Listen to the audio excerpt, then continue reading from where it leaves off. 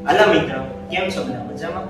આશા કરું છું તમને મારા પહેલા જે વ્યસન વાળા અને અલગ અલગ મોટિવેશનલ વિડીયો હતા અને બીજા શ્રીમદ ભગવદ ગીતાનું જે જ્ઞાન હતું એ ભગવાન શું કહેવા માંગે છે એ સમજવામાં તમને બહુ મજા આવી રહી છે. તો આજે છે એવી રીતે એક નવો ટોપિક લઈને આવ્યો છું જેનું નામ છે આનંદ. આનંદ એટલે શું થાય? ખુશી. તો ખુશી આપણે કહીએ કોને? સૌથી પહેલા તો તમને પ્રશ્ન પૂછું કે આનંદ તમે કહો છો કોને? કે તમે શું એવું લાગે તમને જોઈને કે આ વસ્તુ મને આનથી ખુશી મળી છે? શું લાગે? તો પહેલો આપણે જોઈએ તો કરિયર. કરિયરમાં લખેલું છે કરિયર એટલે કાર્ય. કે અમુકના વિચાર હોય કે સર આપણે ભણી ગણીને ડિગ્રી મેળવી મોટા થઈ અને પછી આપણે ધીમે ધીમે પૈસા કમાઈને બંગલા ને બધું લઈએ તો એ બધો આનંદ કહેવાય.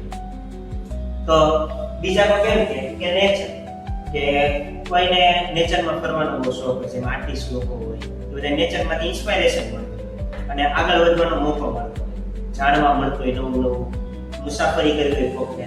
તો આ બધી વસ્તુ એમ કે આનંદ છે. ત્રીજા એમ કે સર આપણે જીએમ ને બીએમ એટલે કે આપણે એકલા છીએ મોસ્ટ ઓફ, તો આપણે કોક તો જો ને આપણે સાથીદાર તરીકે કે આપણે જેને બધી આપણી વાત શેર કરી શકીએ, જેને આપણે વાત હલ કરી શકીએ, તો એવું કોઈક સાથીદાર હોય એ સાથે હોય તો એ આનંદ કહેવાય. એમાં જે રિલેશનશિપમાં મળે આનંદ, તો એ આનંદ કહેવાય. ઓકે. ચોથો માણસ એ પ્રકારનો હોઈ શકે કે સર આપણે કઈ કરવાની જરૂર નથી, બાપાની પ્રોપર્ટી છે, આપણે મોટી અમીર કરોડપતિ બાપના જે છોકરા હોય, કરોડપતિ પપ્પાના છોકરા, એને એમ જ થતું હોય કે આપણે કઈ કરવાની જરૂર નથી, બાપાને ધંધો છે રમવા લેવાનો. એટલે એ બધા મોજ મસ્તી અને ખુશી બસ એ જ ગોતતા હોય. ખાવા પીવામાં બધે હરવા ફરવામાં એમાં જ આનંદ ગોતતા હોય, બીજું એને કાંઈ કરવું હોય નહીં. તો આ બધા એને આનંદની સમજતા હોય. તો હું તો હું આમાં તમને પ્રશ્ન એ પૂછું કે આ ચાર વસ્તુ જે છે એ તમે કીધું આનંદ ટેમ્પરરી છે, પરમાનન્ટ એટલે કે થોડાક સમય પૂરતું છે કે લાંબા ગાળા સુધી ચાલે છે? તો કે તમે કહેશો કે થોડાક સમય આનંદ મળે, કારણ કે નેચરમાં આપણે ફરવા જઈ મજા આવી પછી ઘરે વહી આવ્યા પાછું બોરિંગ થઈ જાય. બીજી રીતે બીએફજીએફમાં શરૂઆતમાં બહુ મજા આવે, પણ ધીમે ધીમે પછી સોપાઓને બધું ખબર પડે, આપણે જાણતા થાય એટલે આપણે ખબર પડે કે કઈ રીતે મજા આવે છે નથી આવતી, પછી છૂટું થઈ જાય. આ કારણ છે. ત્રીજું લેઝીનેસ. શરૂઆતમાં આપણે મજા આવશે, કાંઈ કરવાનું નહીં, શાંતિથી ખાઈ પીને બેહવાનું, પણ પછી આપણે એક દિવસ એમ થાય કે આવું આપણે બેઠા છીએ, સમય નથી જતો, આનંદ કહેવાય. ફોન ન હોય, ફોન તમને જો આપે નહીં તો ઓટોમેટિક તમારો ટાઈમ જાય. ફોન હોય તો હાલો ટાઈમ ગયો છે, ફોન ન હોય તો. અને કરિયરમાં જોઈએ તો કરિયરમાં ગમે દાખલા તરીકે મેં ગ્રેજ્યુએટ થયો છું, હું પોસ્ટ ગ્રેજ્યુએટ થયો છું, કાં તો પીએચડી કરેલું છે, તે આનંદ મળશે પણ ઘડીક જ મળશે. સારા ટકા આવ્યા હોય તો ઘડીક આનંદ મળે, ઘડીક મોજ બનાવે બધા, પહેલા નંબરે જ આવ્યો હોય, પણ પછી પાછો બીજા કામમાં લાગી છે ને મારે આ જોતો, આનથી આગળ જોતો, એ ખુશી થઈ જવાની છે. તો એ આનંદ નો કહેવાય. એ આનંદ ટેમ્પરરી કહેવાય છે. આપણે આપણી શાંતિ માટે, આપણી ખુશી માટે આપણે એ અનુભવીએ છીએ એ વસ્તુ. તો એ ટેમ્પરરી એટલે કે તાત્કાલિક આનંદ. હું જે તમને આ ટોપિક લઈને આવ્યો છું આનંદ, એ કયા આનંદની વાત કરું છું? પરમેનન્ટ એટલે કે કાયમી આનંદ. હું જે આનંદની વાત કરું છું ને એ છે પરમેનન્ટ, જેને આપણે કાયમી આનંદ કહીએ છીએ. તો હવે તમને એક પ્રશ્ન થશે કે આ કાયમી આનંદ સર કહેવાય કોને? કાયમી આનંદ જોઈએ ને તો પહેલા આપણે પૂછી નાખીએ. તો હવે જોઈએ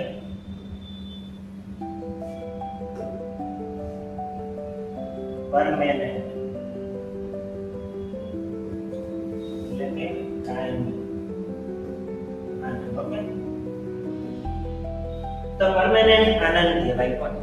અને મેળવાય કઈ પરમેનન્ટ આનંદ એટલે કાયમી આનંદ. બીજી ભાષા છે ને આપણે પરમાનન્ટ એટલે કે પરમ પ્લસ આનંદ એટલે પરમાનન્ટ આપણે કહીએ પરમાનન્ટ. તો આપણે કહીશું તો આ પરમાનન્ટ ની પ્રાપ્તિ આપણે કરવી હોય તો કઈ રીતે? તો આપણે એક ને વન એન્ડ ઓનલી એક જ રસ્તો છે, સાધના કરી. શું સાધના? જેને આપણે ઇંગ્લિશમાં કહીએ છીએ મેડિટેશન. તો સાધના પહેલા તો સાધના કરવાનું આપણે જોઈએ. એનું પહેલા મહત્વ, ફાયદા જોઈએ. સાધનાની ફાયદા શું થાય? કારણ કે તમને ખબર હશે, તમને ફાયદા મળતા હશે ને ગમે વસ્તુમાંથી તો તમે વસ્તુ કરશો, નકર નહીં કરો. તો પહેલો ફાયદો આપણે જોઈએ, તેનાથી પાવર, શક્તિ, આપણે અંદરની શક્તિ હોય ને બહાર નીકળે. એ આપણે બહાર કાઢીએ એટલે અંદર શક્તિ, સેલ્ફ કોન્ફિડન્સ, અંદરથી એક પ્રકારનો કોન્ફિડન્સ આવે તે આપણે નીકળે, જે આત્મવિશ્વાસ કહે. બીજું એમાંથી શું મળે સાધનામાંથી? બીજું તો આપણે અમુક જે સાધનાના લેવલ ઉપર આપણે પહોંચી જાય ને, જેમ કે સૂર્યમંડળ છે, તો પછી આપણું શરીર આખું હલકું થઈ જાય, જેથી કરીને કોઈ આપણે અડી પણ ન શકે ને છૂઈ પણ ન શકે. આપણે નથી ભાગવું હોય તો આપણે ભાગી શકીએ, ઉડી શકીએ હવામાં. એટલે શરીર હલકું થવાથી હવામાં ઉડી પણ શકે. તમને એક સ્ટોરી ખબર હશે, ધર્મરાજાની ને એક ઋષિની સ્ટોરી. કે ઋષિને કાળ મગરનો દંડ આપ્યો હતો કે એને સૂળી પર ચડાવી દેવામાં આવે, તેને ચડાવ્યા હતા સૂળી પર, પણ એ સૂળી એને ચીરી ના શકી, કેમ કે હવામાં લટકી ગયા હતા, કારણ કે એની સાધના ઈ લેવલની હતી ઋષિની. એટલે સમજી શકો કે એની પાસે શક્તિ એટલી, પાવર એટલી એવી છે, જેથી કરીને કોઈ એનું કઈ ઉખાડી શકે નહીં. આ ગોળીઓ આપણે કેવી ગોળીઓ એને લાગે નહીં, કારણ કે એનું શક્તિ શરીર જે છે ને આખું એટલું મજબૂત બની જાય. ત્રીજું, નિરોગી શરીર બને, નિરોગી અને સ્વસ્થ. નિરોગીને આપણે સ્વસ્થ થઈ જઈએ. તો આ શરીર આપણે બનાવી છે. સ્વસ્થ શરીર હોય એટલે કઈ રોગ થવાના નથી, બધા રોગોથી આપણે મુક્તિ મળે. તો આ બધા ફાયદા છે સાધના કરવા. તો એ તો તમને ખબર પડી કે સાધનાના ફાયદા શું. હવે આ સાધના કરાય કેવી રીતે એ આપણે જોઈએ. તો પહેલો તો આપણે ખબર છે, ગમે મુદ્રા હોય આપણે મુદ્રા નહીં જોવાની, સાનું માનું એક જગ્યાએ જમીન પર બેસી જાઓ અને તમને શરૂઆતમાં એમ જ થાય ખાલી ચડે છે, નથી પાવતું, ખંજોળ આવે, બધું બહુ થશે. પણ તમારે શું કરવાનું, એક ગાદી જેવું હોય, ચાદર જેવું હોય નીચે રાખવાનું, જેથી કરીને બેવામાં થોડો આરામ મળે. અને ટટ્ટાર બેવું જરૂરી હોય. એમને બેસી જવાનું, પછી છે ને આંખ બંધ કરી દેવાની અને બસ વિચાર રાખવાનો. આ જ મેન વસ્તુ સાધનાનો ગોલ છે. આમાંથી ધીમે ધીમે ધીમે ધીમે તમારા બધા વિચારો અહીંથી ને આવશે, ઉપરથી ને આવશે, અને તમારા ઘણે ધ્યાન ભટકી પણ જશે, કારણ કે અમુક ઘટનાઓ એવી હોય જે આપણે સહન ન કરીએ, એટલે આંખ ખુલ્લી પણ જશે. પણ આપણે વારાઘણે નિરંતર અભ્યાસ કરી, ભગવાને કીધું છઠ્ઠા શ્લોકમાં, છઠ્ઠા અધ્યાયમાં કીધું છે, અભ્યાસ એને તો કોન્તે વૈરાગ્યન ચ ગુરુય. એટલે અભ્યાસ ધીમે ધીમે કરો ને પછી એ વૈરાગ્ય એમાંથી પ્રાપ્ત થાય, એટલે કે સાધનાના એ લેવલે આપણે પહોંચી શકીએ. ધીમે ધીમે આપણે સાધના કરી શકીએ. તો એ જ વસ્તુ કરવાની છે, બીજું આમાં કાંઈ નવું નથી. અને આના દ્વારા તે ધીમે ધીમે સ્ટેપ બાય સ્ટેપ આપણે આગળ જતા છે. સાધનામાં સ્ટેપ આપણે ઘણીવાર ટીવીમાં જોયું હોય કે ચક્ર જાગૃત થાય, નીચેથી કંઈ શરૂ થાય, 7 ચક્રો હોય, 7 ચક્રો હોય, પણ એની અંદર ઘણા બધા પ્રકાર આવે. એ રીતે આપણે જોઈએ શું કહેવાય. તો આને આપણે પૂછી નાખીએ. તો પહેલા ચક્રો જોઈએ. ચક્રો આ બધા મનુષ્યના શરીરની અંદર જ નિર્માણ ક્યાં હોય? મનુષ્યના એટલે કે આપણા શરીરની અંદર. એમાં પહેલું છે મૂલાધાર ચક્ર, જે આપણા જનનાંગો કેવી ને ઈ સાદા મૂલાધાર ચક્ર એનાથી શરૂ થાય, એનાથી મજબૂત થવાની શરૂ થાય આપણું શરીર. તો પહેલા મૂલાધાર ચક્ર આવે, પછી એની ઉપર સ્વાધિષ્ઠાન ચક્ર. આ બધું બુકમાં લખેલું છે, હું એમનો કઈ કહેતો નથી. આ યોગ સાધના વાળી બુકમાં આનું વર્ણન આપેલું છે. ત્રીજું મણિપુર ચક્ર, મણિપુર ચક્ર. ચોથું છે અનાહત ચક્ર. આ બધા ચક્રના અલગ અલગ ફાયદા છે. ધીમે ધીમે તમે આ 2-3 ચક્ર જાગૃત કરી લો ને એટલે તમારી ઊંઘને જે ભૂખ લાગે છે, તમને તરસ ને પ્યાસ બધું લાગતું હોય ધીમે ધીમે ઓછું તમને બહુ આવે નહીં. પછી તમે સાધનામાં નિરંતર દિવસ રાત બેસી શકો. એ રીતે ધીમે ધીમે ફાયદા થાય. પાંચમું છે મહાવીર ચક્ર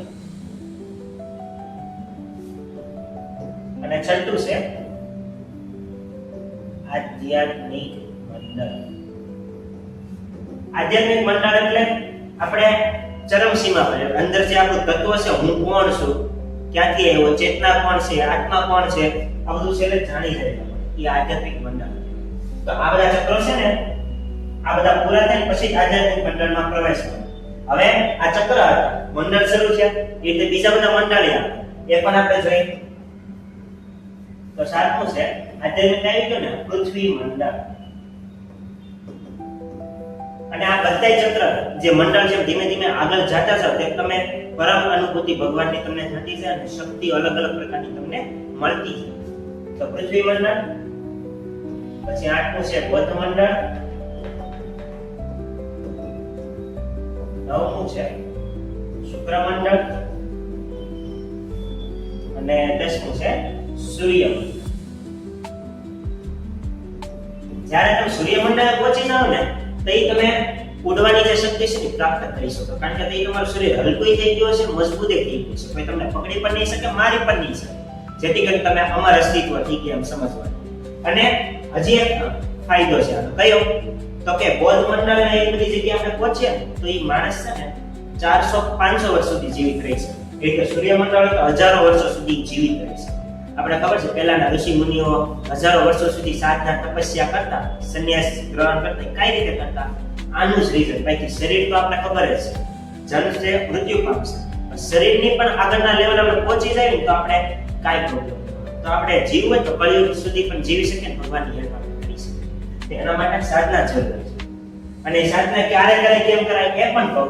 તો પહેલા આપણે જઈએ સૂર્યમંડળ આવી, પછી આ બ્રહ્માંડ મંડળ, એટલે પૂરા બ્રહ્માંડના સ્વામી બની જાવ. બ્રહ્માંડને તમે આખું જાણી લો. પછી મહામંડલેશ્વર, મહામંડલેશ્વર. અને જો મહામંડલેશ્વર ને સાથે કુદરત રહી જાય ને તો ઈ આઈને પ્રજાપતિ, જે બધાનું નિયંત્રણ કરતા આખા બ્રહ્માંડ ઈ કહેવાય. એવી રીતે 13મું આવે દેવપુત્ર, જેને કુદરતે સ્વીકારેલો. પછી દેવપુત્ર આવે ને પછી આવે 14મું દેવતા. તો આ છે ને લાસ્ટ સ્ટેજ કહેવાય, છેલ્લું તત્વ. દેવતા છેલ્લે બની જાય એટલે છેલ્લે ભગવાન જે આત્મા છે આપણી એ પરમાત્મા બની જાય, ભગવાનમાં વિલીન થઈ જાય. પેલો આપણે ગીત ખબર હશે, આત્માનું પરમાત્મા સાથે મિલન જેને તરણ. એટલે આત્મા એટલે કે સત્ય, જેને મોક્ષની એટલે કે પરમ આનંદની પ્રાપ્તિ થઈ શકે. તો હવે તમને એમ લાગતો હશે સર એટલા બધા મંડળ આપણે પાર કરવાના નહીં. આપણે અમુક લગી, દાખલા તરીકે મેં તમને કીધું તો આધ્યાત્મિક મંડળ ત્યાં સુધી પહોંચી જાવ ને તો તમારું જીવન ઘણું ખરું વધી જાય. 200-300 વર્ષ જીવીએ તો આપણે ભીષ્મ પિતામાં ખબર છે 185 વર્ષ જીવાના. ઈ સાધના કરતા તઈ જીવા હોય ને, અને ઈચ્છા મૃત્યુને એનું વરદાન જેથી કરીને જીવી શકે એમ ઈ. તો હવે ન્યા લગી પહોંચે તો આપણી અંદર શક્તિ, અંદર આપણી અંદર નિર્માણ. તો હવે જોઈએ, આ તો આપણે ખબર પડી તો આપણે સાધના કરવી ક્યારે? આ સાધના કયા સમયમાં, કઈ ઉંમરમાં, સાધના કઈ ઉંમરમાં કરવી? આ પ્રશ્ન થાય. તો જો સાધના માટે કોઈ ઉંમર ફિક્સ હોય. તમે 3 વર્ષના 2 વર્ષના હોય ને તોય તમે સાધના શરૂ કરી. તમારા જે ગુરુ હોય એની ઉપર નિર્ભર હોય તમને શું શીખવાડે છે.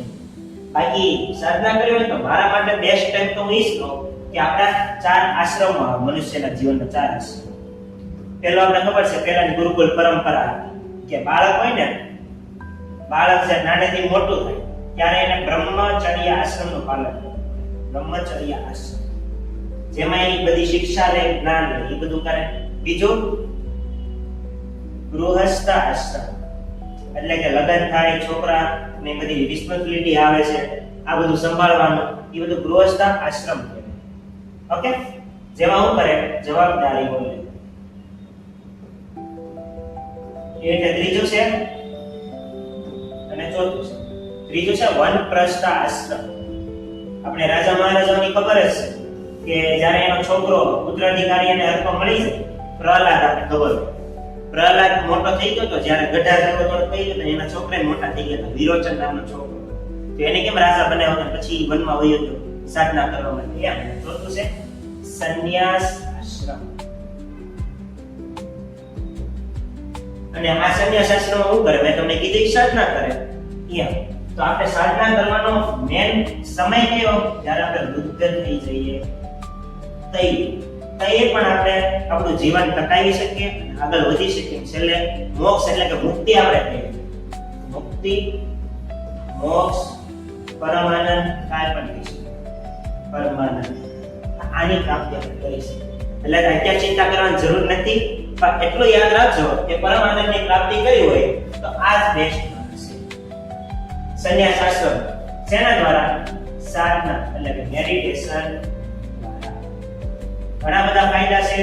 હજી એક ફાયદો છે મેડિટેશનનો કે તમારું ધ્યાન તમે એક જગ્યાએ કેન્દ્રિત કરી શકો, વારાઘડી ડિસ્ટ્રેક્શનમાં તમે અટકાવો. તો આશા કરું છું તમને આ જટિલ સત્ય જે બુકમાં લખેલું છે, જે કોઈ આપણે સમજાવતું નથી, એ સમજવામાં તમને બહુ જ મજા આવી છે.